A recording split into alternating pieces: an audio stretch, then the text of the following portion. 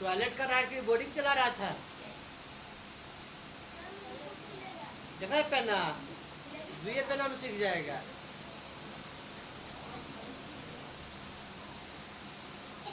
तो नमस्कार साथियों, कैसे हैं आप लोग? उम्मीद करते हैं आप लोग स्वस्थ और अच्छे ही होंगे। तो आपका स्वागत है आपका अपना प्रिय प्लेटफॉर्म गोल्ड फ्लोर क्लास। आज क्लास में हम लोग जा रहे हैं क्लास 10 का जो है आपका जो है प्रश्नावली 6.1 है, और 6.1 का जो भी कॉन्सेप्ट है कॉन्सेप्ट के साथ साथ हम लोग एक्सरसाइज भी करेंगे। पहले जो है इसका कॉन्सेप्ट हम लोग पढ़ लेते हैं, उसके बाद हम लोग चलेंगे 6.1 में। 6.1 में आपको पढ़ना क्या है, इसका सिलेबस क्या है। 6.1 में जो है समरूपता है, समरूप आकृति क्या है, समरूप आकृति है। 6.2 में जो है वो है आपका क्या, अत्यल्प प्रमेय, अत्यल्प का विलोम है। और 6.3 में जो है समरूप त्रिभुज या समरूप प्रमेय या क्षेत्रफल के बारे में बताया गया। ठीक है, तो चलिए हम बिना टाइम वेस्ट किए हम करते हैं अपनी क्लास को स्टार्ट। ठीक है, यदि आप हमारे चैनल पर नए होंगे, चैनल को सब्सक्राइब करके बेल आइकन को दबा दीजिएगा, ताकि जो है हमारा नोटिफिकेशन जो आप तक आसानी से पहुँचता रहे। तो चलिए हम लोग जो है आ गए हैं अपने जो है कंटेंट के साथ, आप लोगों के साथ में आ गए हैं। तो चलिए साथीगण, पहले जो है आप लोग क्या समझ लीजिए, समरूपता होता क्या है। क्या समझेंगे हम लोग समरूपता के मतलब? ठीक है, समरूपता का मतलब सीधी सी मतलब ये होता है कि किसी का रूप मिलना। क्या मिलना? रूप मिलना। इसी को कहते हैं हम लोग समरूपता। क्या कहते हैं? समरूपता कहते हैं। जैसा कि आपको यहाँ नजर आ रहा होगा, समान आकार और आमाप का समान होना आवश्यक नहीं है। इसमें जो है इसका मतलब ये हो गया कि कोई भी जो है आकृति है, कोई भी जो है क्या है, आकृति है। जैसे ये हो गया और ये हो गया। ठीक है, दोनों तो सेम है, देखने में दोनों एक जैसा ही लग रहा है, बस थोड़ा सा अंतर ये है, ये बड़ा वाला है और ये छोटा वाला है। लेकिन आप दोनों को देखेंगे तो कहिएगा सर दोनों का रूप तो सेम है, तो कहेंगे सर ये दोनों जो आपका हो जाएगा समरूप आकृति। क्या होगा? समरूप आकृति, समरूप आकृति हो जाएगा ये। ठीक है, क्या जगह आपस में दोनों समरूप आकृति हो जाएगा। इसमें कह रहा है क्या, आकार जो है समान तो रहेगा ही, आकार मतलब देखने में एक जैसा रहेगा ही रहेगा, लेकिन आमाप का मतलब उसका माप जो है, अगर इसका 7 सेंटीमीटर है, इसका 10 सेंटीमीटर है, ये आमाप जो है असमान हो सकता है और बराबर भी हो सकता है। ठीक है, आमाप।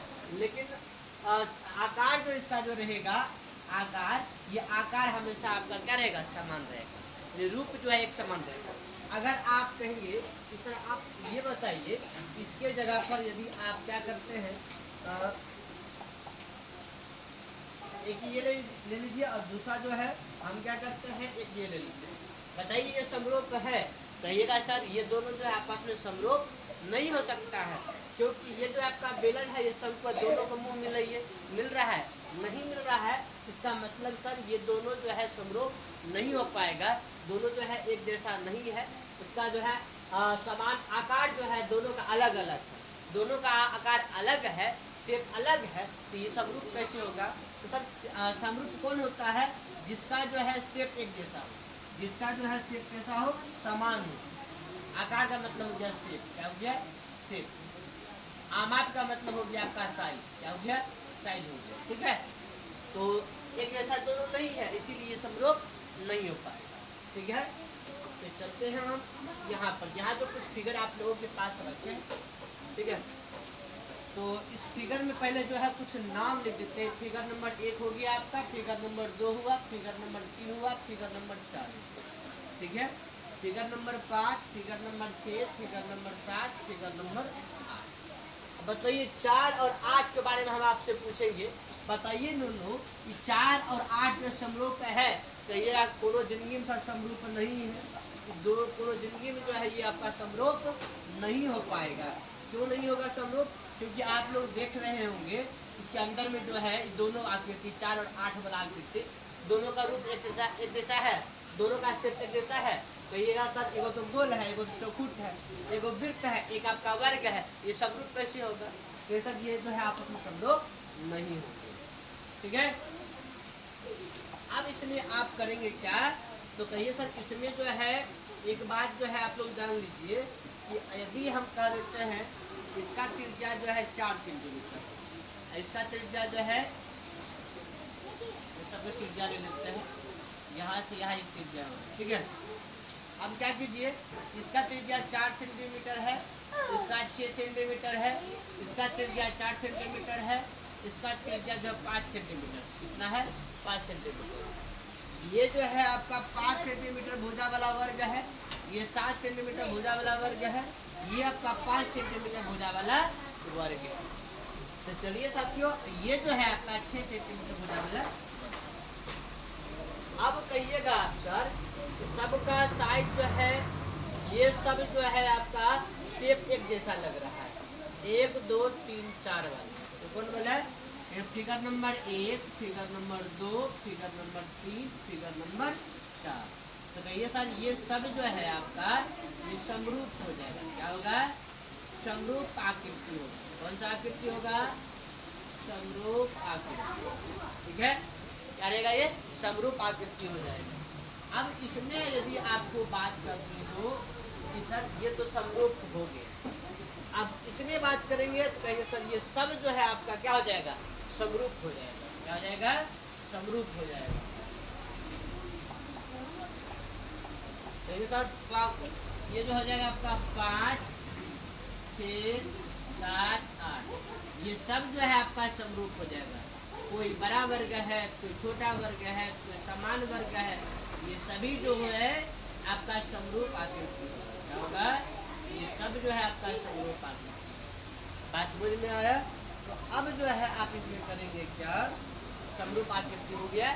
अब जो है आप लोग आइए यहाँ पे, अब हम लोग समझते हैं सर्वांगसम के बारे में। सर्वांगसम आकृति कौन होते हैं? तो कहेंगे सर सर्वांगसम आकृति जो होते हैं वही होंगे। कौन होंगे?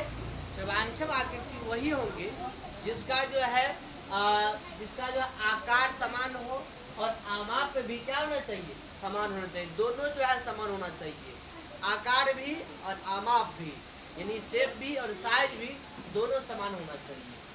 बात समझ में आया? अगर नहीं समझ में आया है तो थोड़ा 1 मिनट जो है मैं आपको समझाने का प्रयास कर रहा हूँ, यहाँ ध्यान दीजिए। तो ये सर ये 4 सेंटीमीटर वाला है और ये 4 सेंटीमीटर वाला वर्ग, दोनों जो है देखने में एक जैसा लग रहा है। तो ये सर जी सर, 1 नंबर में जो फिगर आप दिए हैं और जो फिगर आपने यहाँ पर दिए हैं, ये दोनों फिगर क्या है?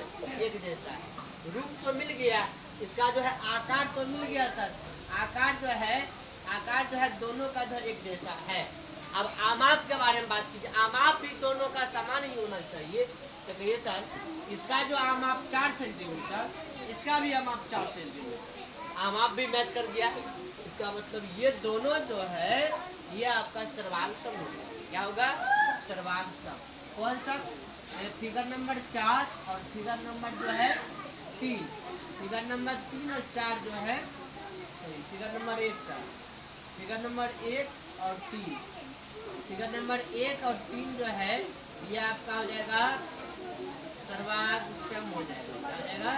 सर्वांगसम आकृति होगा। कौन सा आकृति? सर्वांगसम। अब इसमें आप लोग बात करेंगे कि कहाँ पर, यहाँ पर सर्वांगसम तो हो गया है।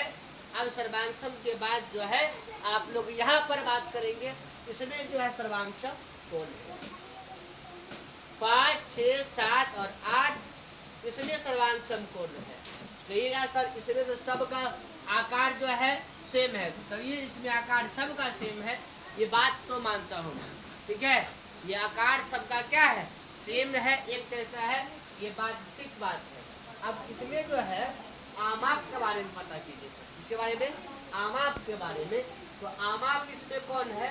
कहेंगे सर आमाप इसका 5 सेंटीमीटर है, इसका भी 5 सेंटीमीटर। ये आकार भी दोनों का मैच कर रहा है, दोनों का आकार भी मैच कर रहा है और आमाप भी मैच कर रहा है, दोनों एक जैसा है। तो कहिएगा सर इसमें जो है 5 और 7, फिगर नंबर 5 और 7, ये आपका हो जाएगा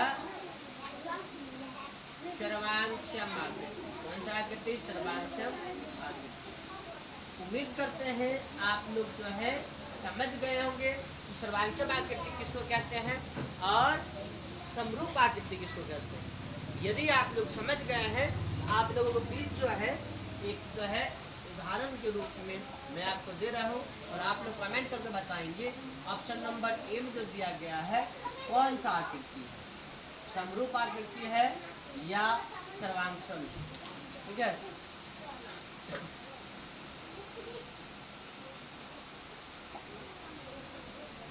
ये आपका वर्ग है, वर्ग का जो है 7 सेंटीमीटर वाला भुजा है ए बी सी डी। ठीक है, उसके बाद जो है हम लोग बात करते हैं यहाँ पर एक वर्ग है पी क्यू आर एस। इसमें जो है हम लोग क्या बात करेंगे यहाँ पर, यहाँ जो हम बात कर रहे हैं यहाँ करेंगे क्या, कहेंगे सर यहाँ इस वर्ग में है 10 सेंटीमीटर वाला है वर्ग। ठीक है, ये भी क्या है वर्ग। ठीक है, ऑप्शन नंबर एक में जो दिया गया है ए में, ये आपका ए वाला समरूप आकृति है या सर्वांगसम आकृति है, वो बात जो है आप लोग। ठीक है, और 2 नंबर में फिर हम आपके लिए लेकर आ रहे हैं इसी प्रकार से।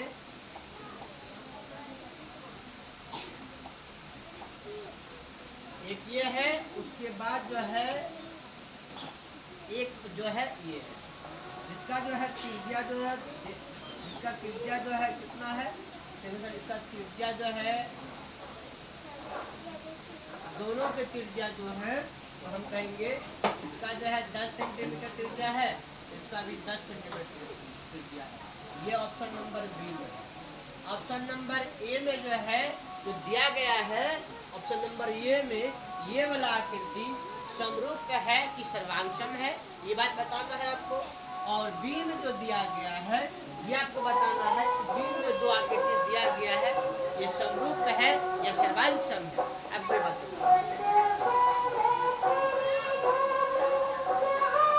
ये बोलते हैं इकट्ठा चबूतरा आप काट देंगे उधर तो।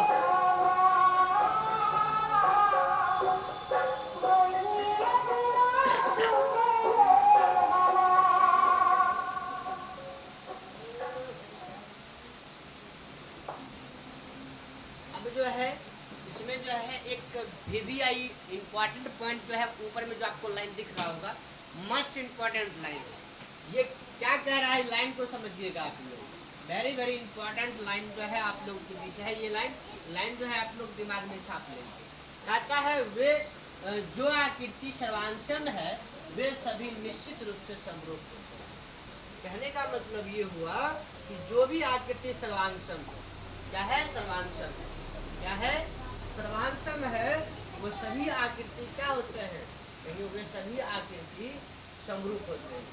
अब ये दोनों आकृति इसका जो है कहेंगे ये 7 सेंटीमीटर है, ये भी 7 सेंटीमीटर है, तो कहिएगा सर आकार दोनों का तो सेम है और क्या है आमाप भी सेम है, तो कहिएगा सर ये तो आपका सर्वांगसम हो गया। क्या सर्वांगसम हुआ, क्या ये समरूप नहीं होगा?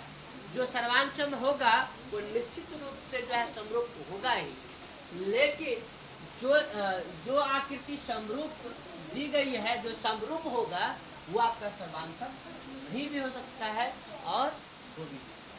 ठीक है, अब जो है इससे भी बेहतर लाइन जो है आप लोगों के बीच जो है ये वाला लाइन है, वेरी वेरी इंपॉर्टेंट VVI जो है ये लाइन है। लाइन क्या कहता है, भुजाओं की समान संख्या वाले 2 बहुभुज समरूप होते हैं। बहुभुज का मतलब हो गया त्रिभुज हो गया, चतुर्भुज हो गया, पंचभुज हो गया, षष्ठभुज हो गया, अष्टभुज हो गया, ये सब आपका बहुभुज हो गया। तो कह रहा है क्या वे 2 बहुभुज समरूप कब होते हैं, जब उनके सभी संगत कोण बराबर होते हैं। क्या होते हैं? संगत कोण जो है बराबर होता है। अब संगत कोण आपको समझना पड़ेगा, कौन सा कोण? संगत कोण। कह रहा कि 2 को रहेगा, इसमें 2 बहुभुज रहेगा, कितने बहुभुज? दोनों बहुभुज के समरूप कब होते हैं? दोनों बहुभुज तब समरूप होते हैं जब उनके सभी संगत कोण बराबर होते हैं। कौन कोण बराबर होते हैं? संगत कोण जो है बराबर होता है। तो कहिएगा सर संगत कोण बराबर होता है, तो संगत कोण कैसे बराबर होगा? चलिए हम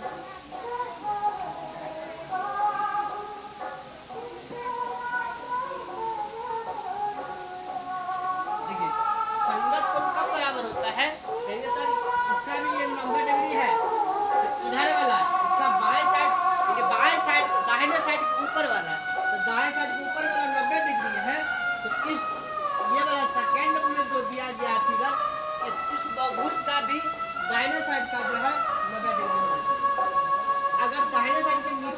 मान के चलिए कि 30 डिग्री है, तो इसके नीचे वाला भी 30 डिग्री होना चाहिए, उसी को कहते हैं संगत।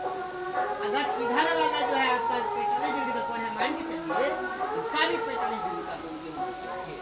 बात समझ में आया? यानी संगत कोण क्या होना चाहिए? बराबर होना चाहिए। ठीक है, उसके बाद क्या है, उनकी सभी संगत भुजाएं एक ही अनुपात में हो, उनकी संगत भुजा एक ही अनुपात में हो। अगर इसका जो है 7 सेंटीमीटर है, इसका जो है 7 सेंटीमीटर है या 14 सेंटीमीटर है, ठीक है 14 सेंटीमीटर है, अगर ये वाला जो है आपका 3 सेंटीमीटर है, ये 6 सेंटीमीटर है, मान के चलिए कि दोनों का समझ यहाँ से जो दिया गया स्पीकर को समझिए। ठीक है, स्पीकर को हटाइए, स्पीकर को जो है मैं आपको दिखा रहा हूँ। यहाँ पर एक फिगर दिया गया है, फिगर को आप लोग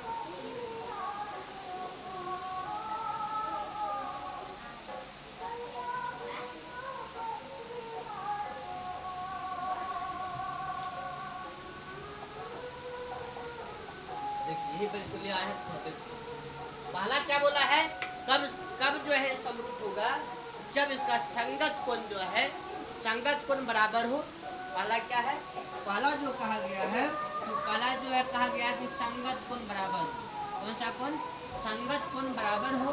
दूसरा नंबर में इसकी भुजा जो है, इसकी भुजा जो है, भुजा एक ही अनुपात में हो, एक ही अनुपात में हो, एक ही अनुपात में, इसी को कहते हैं हम लोग।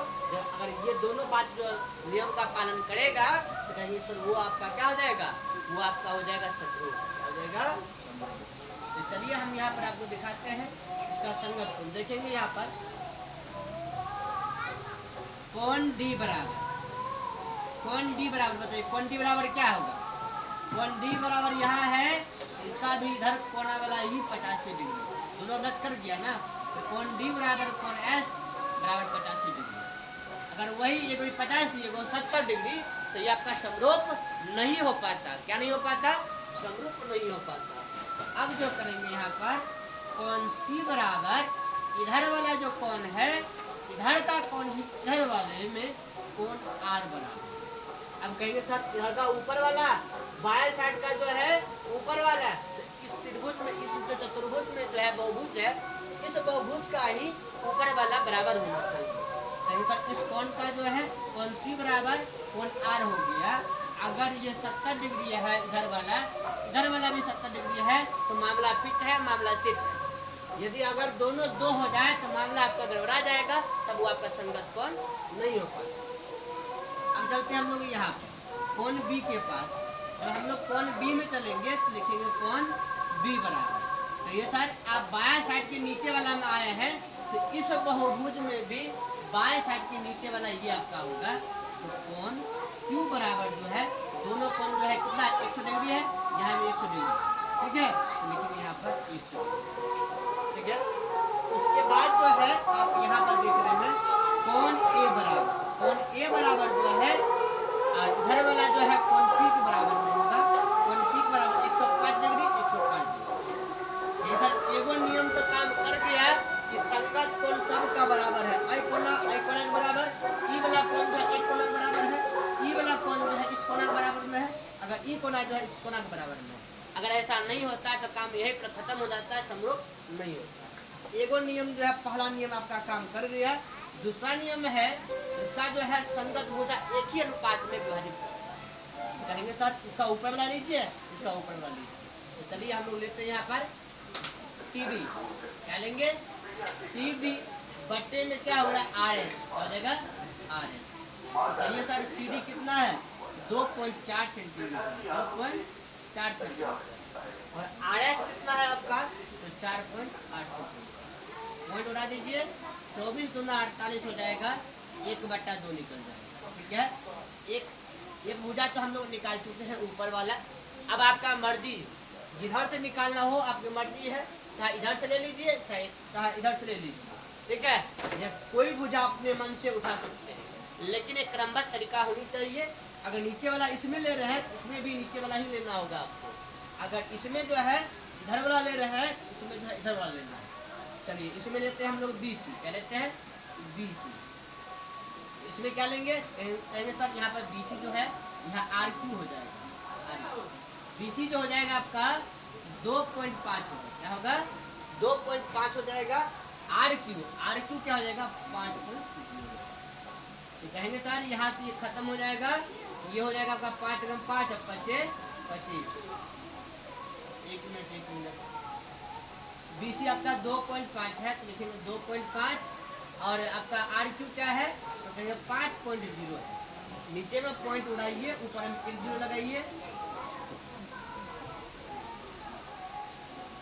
ऊपर पॉइंट उड़ाइए, नीचे में 1 0 लगाइए। भैया सर अब ये हो गया 250/500, 0 0 खत्म, 25 से कम 25, 25 दूना 50, 1/2। अब इधर वाला भी काम खत्म, तो आप क्या कीजिए, अब नीचे वाला ले लीजिए। तो ये सर ए बी, अब बट्टा में क्या हो जाएगा पी क्यू, बट्टा में पी क्यू। तो ए बी कितना है 1.5 है और पी क्यू कितना है 3.0 है। तो पॉइंट उड़ाएंगे तो यहाँ पर 0 चलेगा, नीचे पॉइंट जाएगा, ऊपर 0 जाएगा। तो 150/300 हो गया, और 150 दूना जो है क्या हो जाएगा 300 और 1/2 हो जाएगा, तो हो जाएगा 1/2 हो जाएगा। अब एक और जो है आपको निकालना है इधर वाला एडी, क्या निकालना है एडी। इधर का जो है एडी है, तो इधर का क्या जाएगा पीएस हो जाएगा, क्या होगा एडी का मान कितना है 2.1 और पीएस कितना है 4.2। पॉइंट उड़ाएंगे यहाँ पर 21 दूना जो 42 होगा 1/2। अब कहेंगे सर ये फिगर जो है आपका समरूप है, क्या है समरूप है। क्यों समरूप है, क्योंकि इसका संगत कोण सब बराबरे है और सभी भुजा एक के अनुपात में 1/2 के अनुपात में है। कहेंगे सर ये दोनों बहुभुज जो है, ये दोनों बहुभुज आपका क्या है समरूप है, क्या है समरूप। अगर समझ में आया हो इस क्लास को लाइक आप लोग जरूर कीजिए, ठीक है। अब चलते हैं हम लोग अगले क्वेश्चन। अब जो है आपका एक्सरसाइज क्या दिया, एक्सरसाइज, ठीक है, क्या गया है एक्सरसाइज। तो आप लोग जवाब देते चलेंगे। आप लोग कोष्टक में दिए गए शब्दों, कोष्टक में दिए गए शब्दों से सही शब्दों का प्रयोग करते हुए रिक्त स्थान को भरना है आप लोगों को। सभी वृत्त, कोई भी जितना भी वृत्त है सभी वृत्त क्या होते हैं सर सभी वृत्त।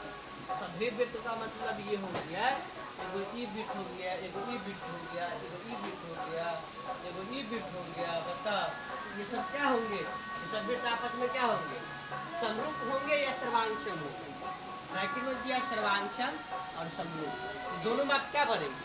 कहेगा सर सर्वांशम तो वही होता है जिसका सब कुछ बराबर, साइज भी और शेप भी दोनों चीज बराबर होनी चाहिए। यहाँ उसका बात तो है नहीं, एगो इतनी गो है, एगो इतनी गो है, एगो इतने गो है, सर आपका सर्वांशम कैसे होगा। रूप मिल रहा है, रूप मिल रहा है, आकार मिल रहा है, कहिए सर आकार मिल रहा है, तो कहेंगे सर ये आकार मिल रहा है, ये आपका समरूप हो जाएगा, समरूप हो जाएगा, ठीक है। यहाँ कह दिया है कि सभी वृत्त, अब कोई भी वृत्त का साइज कुछ भी हो सकता है, जरूरी नहीं है कि एक साइज का ही हो, ठीक है। अब है सभी वर्ग, ये भी वही बात हो गया, कोई वर्ग जो है छोटा होगा, कोई वर्ग बड़ा होगा, सब रंग का वर्ग होगा, तो कहेंगे सर ये भी आपका क्या हो जाएगा समरूप हो जाएगा। सभी डैश त्रिभुज समरूप होते हैं, सभी डैश त्रिभुज समद्विबाहु, समबाहु क्या हो जाएगा समबाहु त्रिभुज सभी भुजा आपस में बराबर होती है, तो कहेंगे सर क्या हो जाएगा आपका समबाहु त्रिभुज। कौन सा त्रिभुज समबाहु त्रिभुज। बात समझ में आ गया। अब जो है भुजाओं की समान संख्या वाले दो बहुभुज समरूप होते हैं। समरूप कब होते हैं, यदि उनके संगत कोण क्या हो बराबर हो, क्या हो बराबर हो, तथा उनकी संगत भुजाएं एक ही अनुपात में, लिखा हुआ है एक ही अनुपात में, समानुपाती होना चाहिए। क्या होना चाहिए समानुपाती होना चाहिए, समानुपाती ठीक है। एक नंबर में यही सब क्वेश्चन था। हम लोग चलते हैं अगला क्वेश्चन की ओर। यहाँ आपको कह रहा है निम्नलिखित युगों में दो भिन्न उदाहरण दीजिए, दो को भिन्न उदाहरण दीजिए आप जो समरूप आकृति, समरूप आकृति का दो उदाहरण दीजिए। तो चलिए एक नंबर में जो कह रहा है समरूप आकृति का दो उदाहरण दीजिए, तो समरूप आकृति कौन हो जाएगा, जैसा समरूप आकृति रूप मिलना चाहिए।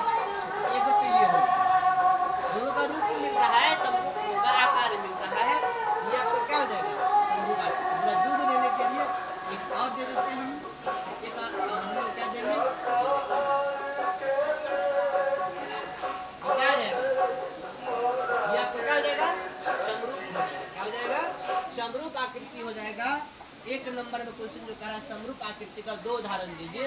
पहला उदाहरण आप लोगों के बीच ये आ जाएगा। यदि आप लोग इसका जो है भुजा अगर देना चाहे तो दे सकते हैं 7 सेंटीमीटर, 4 सेंटीमीटर, 5 सेंटीमीटर, ठीक है। उसी हिसाब से जो है इसमें भी आप लोग दे सकते हैं, ठीक है।